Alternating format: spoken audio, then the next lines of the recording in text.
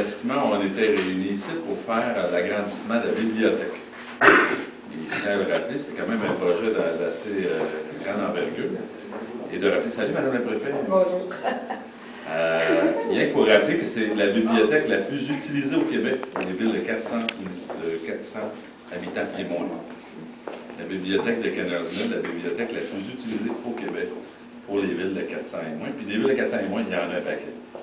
Rien que seulement pour vous le rappeler. Et à ce moment-là, nécessairement, comme on empiétait un peu dans la salle municipale, ben, le maire avait dit, avec son conseil, ben, il faudra agrandir, si tu t'en souviens, il faudra agrandir la bâtisse municipale pour donner des services de loisirs, parce que là, c'est les loisirs qui se trouvaient un peu amputés. Alors, ils ont déposé un projet de l'ordre de 123 000 $. Et donc, c'est avec plaisir aujourd'hui, au nom de ma collègue des affaires municipales, c'est un programme d'Infrastructure Québec Municipalité, donc, qui touche le volet, donc, développement du milieu socio-économique culturel.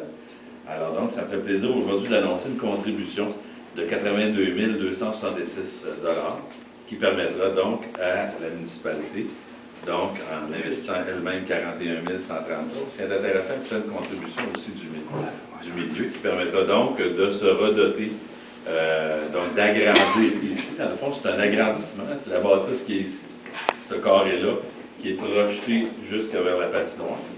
Et le sous-sol, donc, il va avoir aussi, donc, il va être utilisé pour donc donner donc tout l'espace voulu, là, que les loisirs puissent se développer, étant donné que la culture avait un peu amputé les sports et loisirs. Donc, ça fait extrêmement plaisir. C'est nécessairement que, probablement que le maire me disait qu'il y a encore d'autres projets.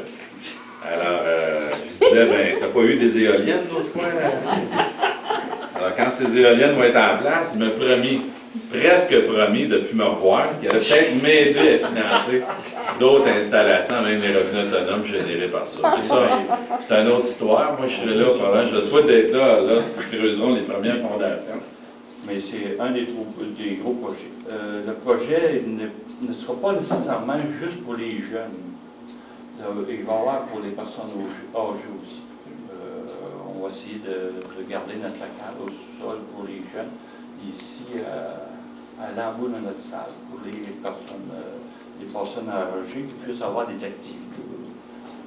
Là, il va rester à nous autres à le remplir pour que les gens puissent l'utiliser à bon escient et que tout le monde soit heureux là-dedans. Alors, on n'a qu'à penser à ce que vous faites de travailler ici, puis ça a été vrai un peu partout ailleurs. Alors, je viens de vous féliciter parce qu'honnêtement, vous avez été pour une municipalité de 350, j'oserais dire aujourd'hui, la plus dynamique, la plus engagée, puis la plus avec des infrastructures de tourisme, de sport et de loisirs, puis de culture, ce qui est assez rare pour une municipalité de 350. Alors, félicitations à tout le conseil municipal qui y croit toujours, qui n'a pas peur de faire des dépenses pour engager des spécialistes, pour dire, ben voici, on met ça sur la table, puis quand ça va arriver, on sera prêt. Alors donc, voyez-vous, quand on dépose, ça fonctionne. Alors, félicitations, et à tout le conseil municipal. Merci, Laurent.